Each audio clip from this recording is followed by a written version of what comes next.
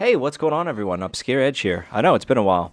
I'm back with Evil Dead the game. So it just launched a couple days ago. What we're going to do is we're going to go over all the details, what the game's about, all the nitty gritty stuff, and get into what the game has to offer on launch day. So here we have the main menu. As you can see at the top, you got Survivor vs. Demon, missions, which are the single player missions to help you get some unlockables. Also, a little bit of side story tutorial, which is self-explanatory for Survivor or Demon. We'll teach you how to play both before just jumping right into it. Collection, which will show you all the survivors and the demons, and also take you to their statistics and also their leveling trees, which we'll get into. The extras just have what you find in the game, the recordings, and it also shows you the missions. There's a tab within extras for missions as well, which is a little bit weird. But social, which is there for Epic Games, settings, credits, and, well, obviously exit game, which is all self-explanatory. So if you click Survivor vs. Demon at the top, you will either be able to play as a survivor, which will join you into a random game with a bunch of other survivors and a player-controlled demon. You can play as the demon, which will put you into a game against 4 player-controlled survivors. You can play as survivor as well as be against an AI demon, so there's a little bit of less stress there. You could have a bit more time to learn and kind of do that. If you're not looking to play with anyone at all, you could do solo with AI teammates against an AI demon. Or you have private match, which you could load up with 4 of your friends and just have at it, test some stuff, or just play against your friends, which would be quite a fun thing to do. In the settings, you'll find everything from game tutorials to turn on and off, the video settings, the audio. What I would suggest with the audio actually is to turn the sound effects a little bit down in the music and have the voices up, because sometimes the sound effects and the music out kind of drown the voiceovers, and the voiceovers are really cool and fun to listen to. So that's just my personal suggestion. You have your inputs, you could change everything. I haven't been able to find a push to talk, which is a bit of a fail. You could either have it open mic on or just mute everyone. But besides that, you have options to bind all your keys, which is always nice. I mean, it's 2022, so it should have that, but some games actually don't have certain things to bind keys to, which is annoying, so I figured just touch base on that quick. If you click on the missions tab, you'll see that there's 5 playable missions. Keep in mind these are single player, and this is what you get on launch. There is a 6th mission there that says coming soon, which will be sometime in the year. There's 2 reasons to play it. First reason I would say is this is a really good to kind of master Survivor, because they are challenging in their own way. Grass meleeing and shooting in the items, this is a perfect way for a new player to kind of just get a little bit more familiar with the survivors. And the second thing is each mission gives you an unlockable. First mission will give you Ash from the Evil Dead series, the TV series. Second mission is Party Down, which will give you a funeral outfit for that Ash. Third mission will give you Amanda. She's the cop out of the TV series. Fourth mission will give you Pablo out of the TV series. And the 5th mission will give you Arthur out of Army of Darkness. So there's not a lot of replay value, personally, I don't see in these, but they are worth completing just to get those characters and that outfit, as well as just familiarize yourself with Survivor as well, because they do provide a nice little challenge to them. Before we load up the multiplayer, I'm going to load up one of the missions just to kind of skim through and show you guys what it's about. It has tutorials that are kind of written in the air telling you where to go and what to do. We're going to skim through it just so you can kind of see what it's about and show you some gameplay. Quick tip as well, at the start of each mission, it will start you kind of in front of a house, and it has always loot from healing items and guns and bullets and other things. So before you take off from the start of the mission, make sure you search that surrounding house that you start in front of, or the building, just to get some edge before you kind of start the mission off. I'll use this as a quick opportunity to explain the HUD of the game. So at the top left, you have your mini-map. On the top right, you have your main objective. Bottom left, you have your character photo with 3 bars, as well as your name. Top bar, the little bar, is your armor bar. You can have up to 4 of them. Your main white bar there is your health bar, and the bar that's below that will slowly fill up purple, that is your fear bar. Bottom right is your weapons sort of little HUD. You got your main weapon, which it can be a gun, and then your secondary weapon, which is some sort of melee weapon as well. You have little icon there with flame and a stick, so those are how many matches you have. If you click 1, that is your flashlight. Number 2 is your healing items, which is your drinks. And number 3 are your amulets, which you could use to shield yourself, which would fill your blue bar that we mentioned just moments ago. Also, one I forgot to mention, right under your photo is another bar, which is your stamina bar. It's so tiny, sometimes even I forget about it when looking at it. So you'll see a lot of these icons around with a flame. These are like little campfires or lanterns, which you use your matches to start a fire. And the reason why you want to do this is this tremendously brings down your fear level. Also, what keeps you on top of your fear level is clicking number 1, having your flashlight out, or staying in a group. If you run off alone without your flashlight on and there's no fires around, your fear level will get really high. And when you're playing against a player or even an AI demon, they'll be able to take possession of your character and do some damage to your team. The melee and guns are really quite fluid with the way the combat system is in the game. With melee, you have either a choice of a light attack or your heavy attack, which also could lead into a finishing move, and this game has quite a few of those, and they're quite gnarly to look at.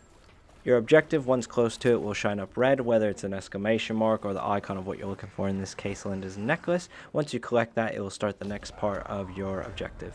When you're doing these side quests, you'll have like a little photo with a little bit of story to read. These kind of remind me of the old Max Paynes, the way they would kind of do them. I actually really like the way they do this. It's kind of adding like a little side story to everything. They were really fun to play through the first time. Like I said, I don't see a lot of replay value in them, but I probably will give them another shot down the road. Alright, that's enough of the side quest. We're going to get into now the survivor role online. We're going to play with 3 other survivors and go against the demon. I don't want to play through all of the side missions. I want you guys to experience them for yourself, because it is really fun when you first do it for your first time. So let's jump into a game and see how we do. All characters have different skills, health, and attributes with different classes as well. It's best to read through them and test them all out. When you first get the game, I think everyone wants to load up as Ash. I know I did. But now that I've played more characters, I'm quite versatile. I kind of see what's being played and play around it. If everyone's playing Ash, I'm not going to bother playing Ash. I think it works out a little bit better when you mix up the teams. And it's kind of a little bit silly when you see 4 different types of Ash running around. Plus the other characters have a lot to offer and utilize their abilities as well. When the game loads up, it'll show you what demon you're up against, which is quite good. If you're a demon player, you kind of know how they're all played, and this kind of will change the way your tactics are within game and how to go about it. It doesn't really give you an edge in the fight. It's just nice to know who you're up against so you could build slightly different and know what you're looking out for as well. When you get in game, you want to see if you could find as many of these supply crates as possible. There's common, unique, legendary, epic, and these will determine how many little bottles of upgrades you could use. Basically, each bottle is used to upgrade a certain ability, and every time you start the game, your person starts with 0, and then you slowly upgrade them as you go through. If you find a lot of these crates, this can kind of give you an edge earlier into the game, but as you're also leveling yourself up, the demons leveling themselves up, so you got to be careful of that. Make sure you're not just bum rushing the objective. Make sure you're doing enough scavenging and a good mixture, because you have 30 minutes to kind of get to basically the start of the final battle. So just utilize your time correctly without having to just rush objectives. Make sure you're scavenging enough. So on multiplayer, the HUD is basically the same, except for you can see your fellow survivors' health bar and their fear levels as well. Shows you what console or PC they're on, as well as if they're muted or not. Another thing that is worth mentioning that is everyone's a different color. So in this case I was red. So if I put a marker down on the map, mini map or the big map, it will show up red. So that way if I was saying, hey, over here, they could see that icon was red, and that's the one that they're looking for is my color icon, because I'm the one that said I was putting something down. It's a nice way to kind of get rid of the confusion as well. And one last thing, you have your Q ability. Everyone has a different ability. This is your special ability for that character, but other than that, everything stays the same, as well as tab, which will show you your little bottle icons for how many upgrades you got. So you'll see next to my amulet, which is my 3, on the side of that on the right is your bottle of upgrades, and like I said, each bottle will give you 1 upgrade, and this starts at 0 every time you join a game, and so that way it allows you to build differently depending on the demon or what you guys need at the time, which is nice. So every multiplayer game you play is the same, and what I mean by this is the objectives stay the same. You might start somewhere else, the objectives might be somewhere else as well, but you always have the same order. So when you start the game, whether you're demon or you're survivors, the main thing that they're going to start to find is 3 pages of the map. Once the map is then found, they need to find the missing page of the book, and as well as the dagger. So they could do these in either order. That doesn't matter if they get the dagger first or the book page first. It really doesn't much matter. Once they get to those points, there is a bit of a sort of like a battle scenario where the demon has to try to, he'll have unlimited kind of points that are just coming up, and you have to defend yourself while you're trying to get the dagger or the lost page. Once you have the map, the page, and the dagger, you can go to the ceremony site where you then have to use the dagger to I guess sort of make the book vulnerable, and then you'll do the final like little battle of the game. So if you allow the book to destroy all the Deadites, and then obviously survivors win. If the demon destroys the book and or kills all the survivors, and then he wins. Worth mentioning is you have a 30-minute timer at the start of the match, so this will go away once you find the whole map, the book page, and the dagger. The timer will then disappear, marking where the ceremony site is on your map. It can be a little bit frustrating when you're playing with randoms, as expected with any game. We had a disconnect on this game, and also 2 randoms with me.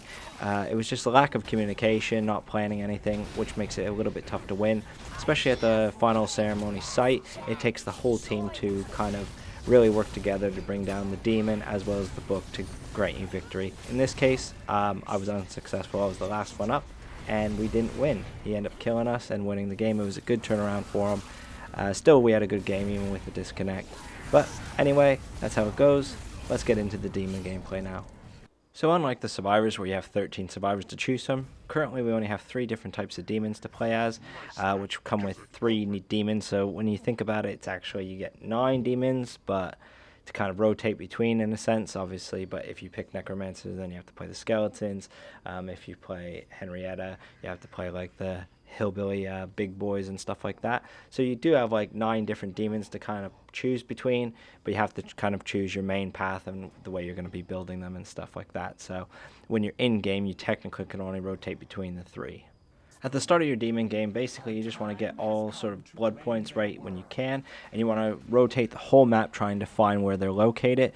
This is a little bit easier when survivors, especially like early days right now when people don't know what actually spots you on a map. When you're shooting guns, like making noise, driving cars, that will highlight on the map for the demon. So the quieter you are, just meleeing like like useless and deadites and stuff like that, you won't get marked. This could allow you to search in peace, and actually one time we actually found the whole map and got to the page before we even got found by the demon. So it is a bit tough and a bit tedious in the beginning with the demon trying to search for them. So you really want to keep your eye out and make sure when you're rotating the map you're doing it correctly and not overpassing yourself. When you get close to them, it actually will mark them as near you, so it's really good to kind of just rotate the map right in the beginning of the game, unless of course one of them gets into a car and makes a noise, and then that'll kind of give you the advantage early on in the demon gameplay, because you want to be scaring them, damaging them, anything like that to start leveling up your demon a lot faster. So everything costs these kind of blood shards, blood points, I forget what they're called. So how like possession really works is that you want someone to highlight in red, which means their fear levels are at their all kind of time high, which will allow you to take possession of over them and do some damage, waste their ammo, as well as when their teammates are hitting them, which is you, it's also damaging them. So it's a really good strategy right out of the gate to be doing that, along with other traps. Just keep them scared. Your C ability is actually what makes them scared as well. I've hit up to 3 people at once, almost 4.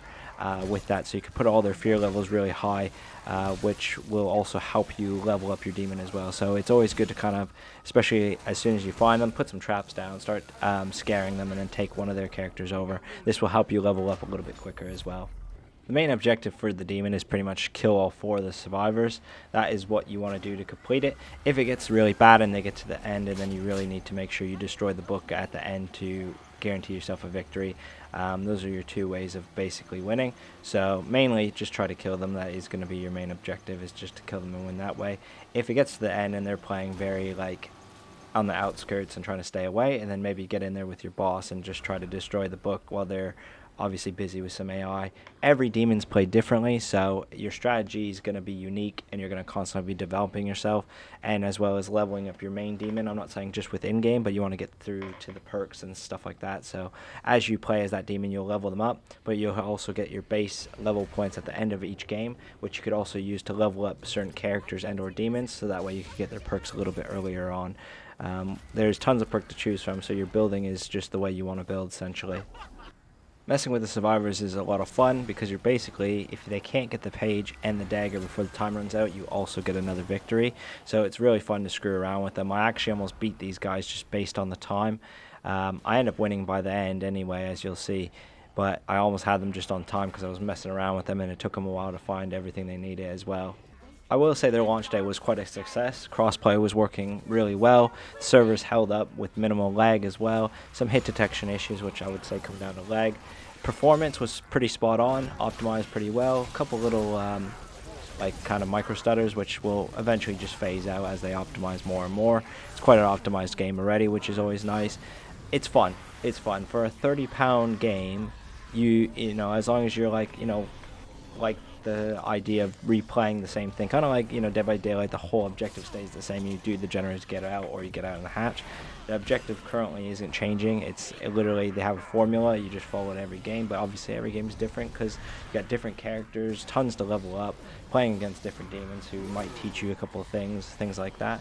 So I think the replay value is definitely here, and I think they had a big success with Bruce Campbell behind the project. They got all the original voice actors for the survivors, everything like that. I think they went that extra mile as well. Bruce's son, Andy, he's been streaming it as well. If you haven't seen his gameplay, it's quite funny as well. It's been a great community watching this game develop over the year. It was quite brilliant. That's when I started watching it about a year ago, when I was looking at the development cycle of it. But I think they had a really successful launch so far. Alright, the last thing to show you guys is in collection here. This will show you all 13 survivors, as well as the 3 different types of demons you could play as. So if I click on someone random, just say if I click on Ash, the TV show, it will show you his skill tree, which you'll level up.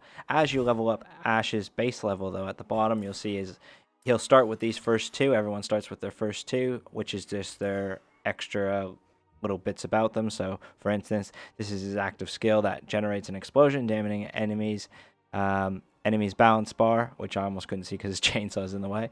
El Jefe, an arrow that affects all survivors within range, increasing their fear resistance and the damage they inflict. When I get to level 10, though, it means I'll start with this skill, start the match with the chainsaw, which is sick. Once I get to level 25, I'll also be able to start the match with this skill. So everyone has their own skill trees. Some of them have different outfits. This is the second outfit you get for the second story mission that I told you guys about.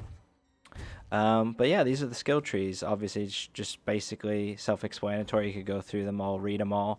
Every person's different because you got different roles, obviously, and then their attributes are different. So it makes you really want to play them all, level them all up. Same goes for Demon as well. At this moment in time, they also have, looks like, to possibly, it says army, so I don't know if they're going to add other demons to play with Necro, for instance. They have outfits as well, but currently this is the basic one, so they might have other outfits that come out. And same thing goes here. You start with 2 skills, but when you get 25, you get this skill, and 45. And then obviously you can level up your characters just by playing them, which will get this level up. So if I'm playing Necro, this will level up as normal. But as well as you'll get, like, say, if you win a match, you'll get 13,000 XP points, which then I could actually use this to level up a character or demon to get more points to spend on their skill tree. That pretty much wraps up my first impressions of the Evil Dead the game. I'm a little bit worried of it being on Epic Games and not Steam. We'll kind of have to see how that goes. Fingers crossed that, you know, the player base will stick around, the crossplay will keep it alive. Don't know what their plans are for more demons or survivors, but to be fair, you got a good amount of demons to fluctuate, and 13 survivors, that's loads of people to level up to keep us busy. Don't know what they're going to be doing with maps and etc., or possibly other little mini game modes. At the moment, for £30, I do believe that it's quite worth the content that we received, and it was quite a successful launch. If you're thinking about getting it, put in the comments any other questions possibly maybe I left out, or if you've played it, tell me who's your favorite character, who's your favorite demon, what do you guys are enjoying about the game the most, and what are you thinking about the future as well. If you did enjoy the video, make sure to like and subscribe. I'll put a link to my Twitch channel below as well, where I've been streaming the game. If I missed anything else, please put it in the comments section below. It's been a while since I've done one of these videos, so hopefully I covered about everything that needs to be covered within this video. Like I said, this is just a couple days after launch day, so this might change as the months go on. Might have more things at it possibly that I could have covered at that time if it's worth making, and then I'll do another video based on that. Anyways, guys, enjoy the rest of your weekend. Hopefully you guys enjoyed this video. Hopefully this allows you to see it a bit more, whether you want to spend money on it. Maybe this will help you buy it, or if it's not your thing, maybe keep you from spending your money and saving your money. But anyways, guys, till next time, happy gaming, and I hope to see you on the next one.